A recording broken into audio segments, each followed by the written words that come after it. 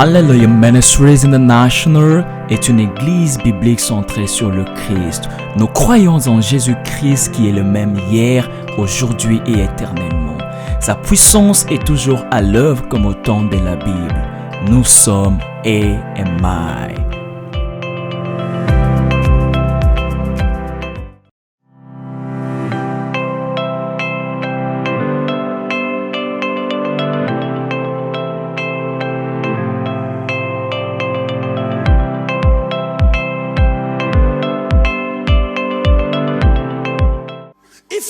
Si quelqu'un me montre un homme de foi, je ne regarderai pas ses yeux, je regarderai à sa vie. Je vais voir ce que cette foi produit en vous. Quelles sont vos œuvres? Rien, vous voulez juste que je puisse croire parce que c'est par la foi. La foi est une question d'épreuve. Votre montre peut être un exercice de votre foi. Votre santé peut être un exercice de votre foi. Votre manière de servir Dieu peut être un exercice de votre foi. Votre voiture peut être un exercice de votre foi. J'ai dit bien, peut-être. Cela veut dire qu'ils peuvent aussi être votre ennemi. Cela peut aussi signifier plusieurs choses, mais ça peut être. Est-ce que vous me comprenez? Anne avait une histoire de foi et l'histoire de Anna, l'histoire de la foi de Anna avait un nom, Samuel. Quelle est l'histoire de votre foi? Quel est le nom de l'histoire de votre foi?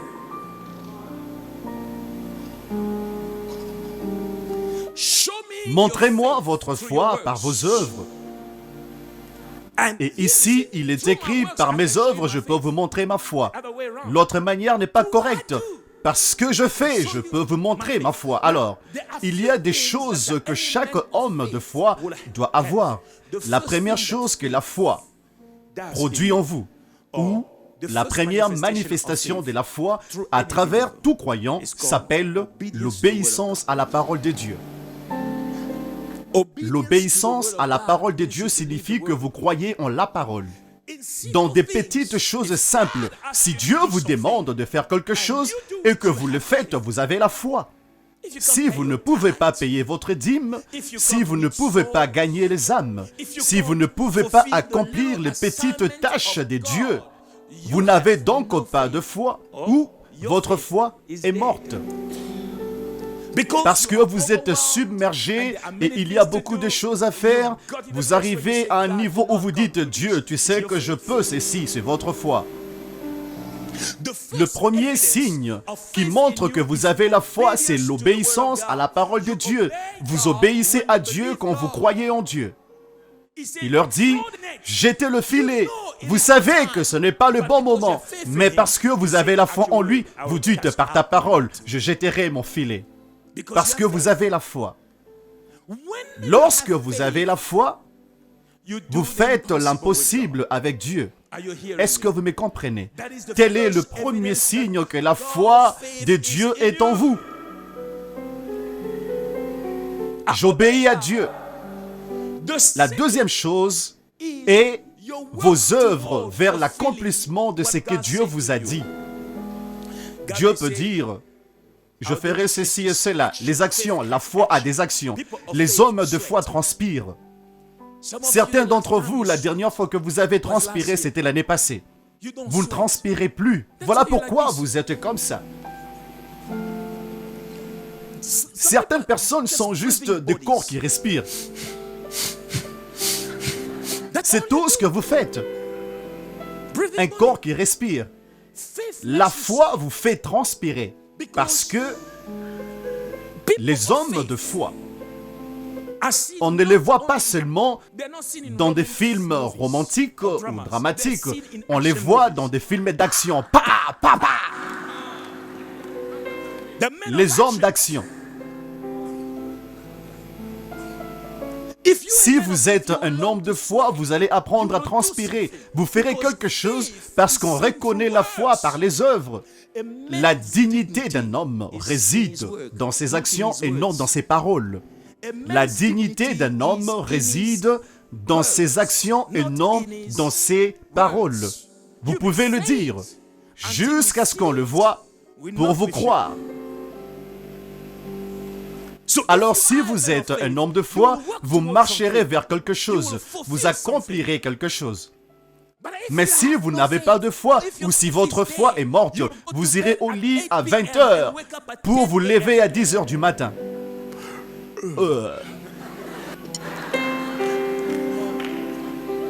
Et quand vous vous levez, vous remerciez Dieu, vous dites « Seigneur, merci pour la nuit ». Non, ce n'est pas la nuit, mais dites « Seigneur, merci pour la nuit et le jour ensemble ».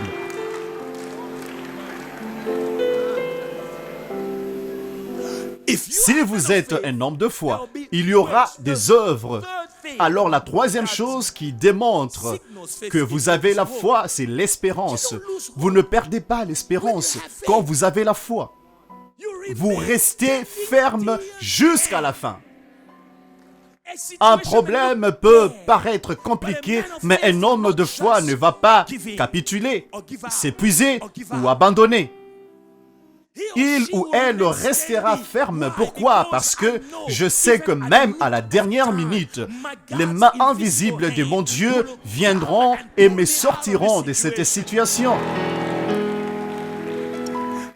Les hommes de foi n'appellent pas ça un abandon. Ceux qui appellent ça un abandon, ils appellent cela un abandon parce que leur foi est défectueuse. Dieu dit que je serai guéri. Hélas, chaque jour qui passe, je m'affaiblis encore et encore. Il respecte ce que je vois. Mais ma foi n'est pas dans ce que je vois, ma foi se trouve dans sa parole. Ce qu'il a dit dans ma vie est oui et amen. Cela ne peut pas changer, cela ne peut pas être transformé. Si vous vivez par cette parole, vous triompherez toujours du monde.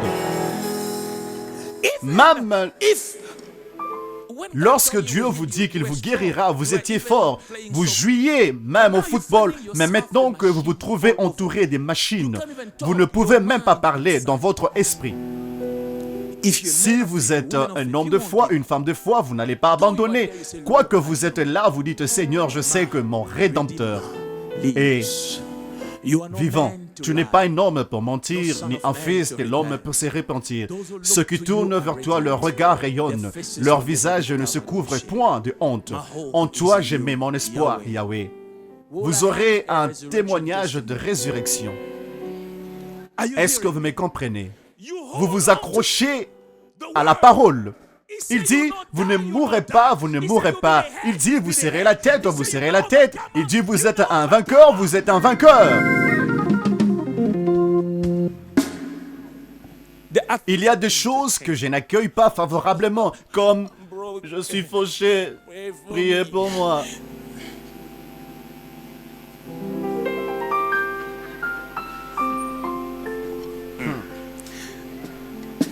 Je n'accueille pas favorablement ces choses. Je vous l'ai dit, grandissez, levez-vous.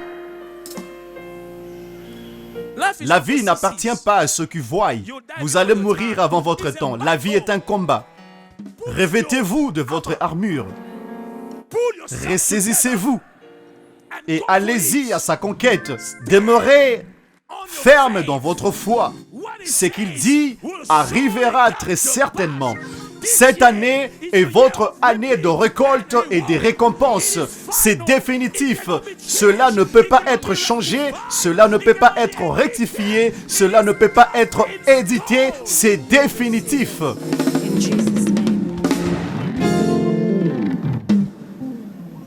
Vous ne perdez pas espoir quand vous êtes un homme de foi. Asseyez-vous, s'il vous plaît. Enfin, l'une des preuves les plus évidentes de la foi, c'est l'attente. Vous attendez dans la foi. Si vous êtes un homme de foi, si vous êtes une femme de foi, vous allez attendre. Vous l'attendrez. Chaque lundi, vous en vérifierez. Chaque mardi, vous en vérifierez. Le mercredi, vous en vérifierez. Vous attendez. La raison pour laquelle plusieurs d'entre nous ont compromis leur dignité, c'est parce que nous nous sommes rabaissés, nous avions rabaissé le Dieu que nous portons. Nous nous sommes mis dans des situations difficiles, mendiants, simplement parce que nous n'attendons pas. Nous n'attendons pas. Regardez, si vous voyez un homme qui n'a rien dans sa poche, mais qui a 10 millions de rand en chèque, qu'il va déposer dans une banque locale, et on lui dit que cela prendra 5 jours pour payer. Pendant que l'argent se retrouve à la banque, il n'a toujours pas d'argent dans ses mains. Il ne peut même pas payer un taxi. Mais je vous dis, il ne sera jamais secoué par quelqu'un qui conduit une Uno. Oh Dieu, il a une Uno, oh regarde, non! Vous savez pourquoi? Parce qu'il y a une attente. Même lorsqu'il rentrera à la maison en parcourant 20 km, il marchera avec joie parce qu'il sait qu'il y a un dépôt qui s'effectue sur son compte. Quelque chose se passe sur votre compte céleste. J'ai dit, quelque chose se passe sur votre compte céleste. À qui est-ce que je m'adresse? Par conséquent, vous devez en arriver là. Vous savez que ce n'est qu'une question de temps. Touchez quelqu'un et dites, ce n'est qu'une question de temps. C'est ma saison de récolte et de récompenses. Ce n'est qu'une question de temps. Quelque chose se passe sur mon compte. Vous l'attendez. Si vous êtes une femme de foi, vous croyez en Dieu pour un enfant, nous le verrons par votre attente. Du coup, vous achetez du bleu, vous achetez du rose, vous visitez toujours le service de babysitting, parce qu'il y a une attente dans mon cœur. Ce n'est qu'une question de temps. Vous n'avez pas de travail. Maintenant, cela vous rend très dépendant, que ce n'est même pas amusant. Mais à cause de l'attente dans votre vie, chaque jour, chaque matin, vous essayez de vous exercer, de marcher comme un millionnaire. Je vais juste marcher comme il marche. Vous calculez déjà. Lorsque j'aurai mon argent, que ferai-je en premier? J'ai une jeune orpheline. Une enfant pour qui je paye les frais scolaires parmi le peu que je fais. Cette jeune fille est vraiment incroyable. Sans père, sans mère, la vie est difficile. Depuis l'année passée, elle a fini ses études. Elle l'a fait. Elle est toujours fauchée. Pour qu'elle mange, pour qu'elle fasse quoi que ce soit, je dois payer. Mais Dieu merci. Vous savez ce qu'elle me dit? Papa, vous savez, les gens ont des jets privés. Moi, je vous achète un Boeing et je le transforme en jet privé. Elle s'imagine des choses. Elle n'a rien du tout. Elle n'en a pas. Mais elle vit comme telle. Elle est en train de concevoir son argent qui n'est pas encore sûr. Mais elle sait qu'au-delà de tous les doutes, cela se manifestera. Et elle dit, papa, je te payerai un jet privé. Ce jet privé sera un Boeing. Je veux le transformer. Non pas comme les autres Boeing. Non, ce n'est pas votre niveau. Allez flotter. Non. Vous, mon père, je la regarde et je dis, celle-ci, avant que je ne parte d'ici. Si je ne lui donne pas l'argent pour le transport, elle est en train de parler du Boeing. Mais si je ne lui donne pas l'argent pour le transport, elle ira à pied. Mais voyez-vous, bien qu'elle dira merci pour l'argent de transport, sa vie n'est pas limitée à l'argent de transport. Elle attendait quelque chose qui est plus grand que l'argent de transport. À qui est-ce que je m'adresse?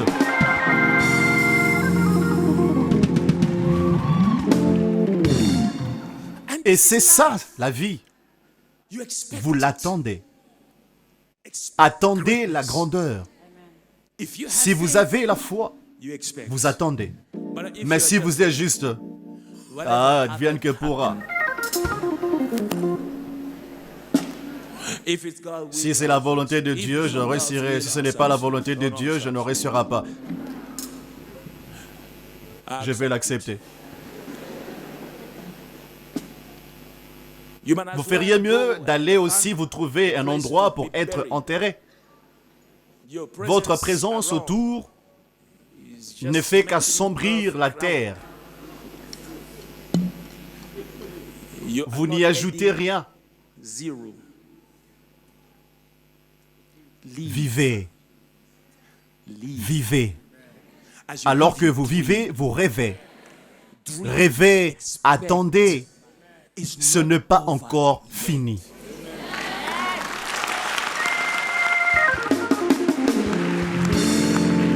Dieu est capable de prendre un homme jeté à la poubelle, un homme qui a toujours la foi. Alors qu'il se trouve dans la poubelle, Dieu est capable de le sortir, de le laver et de le faire asseoir avec les grands. Ce n'est pas encore fini. Vivez, rêvez, et vous serez ceux qui vont bouleverser ce monde. Je vous l'ai dit, ceux qui vont bouleverser l'économie de ce continent sont en train de m'écouter maintenant. Est-ce que vous me suivez? L'attente. Je crois que le Seigneur le fera. Maintenant, si vous vivez ainsi, la Bible dit que cette personne qui vit par sa foi triomphera du monde. Par votre foi, vous triompherez du monde. Est-ce que vous me suivez? Asseyez-vous si vous le pouvez. Magerabashi areka saya baba. Mande ketayoko roboshia. Zakate rebekata sakata baboshe.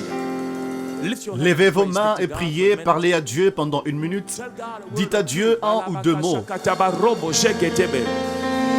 Zekete rekato sokoto. Zokoto boshia rabababa. Magarababa zete reka shokoto soto.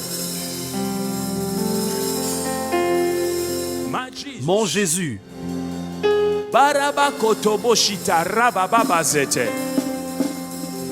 votre foi, votre foi, votre foi, votre foi.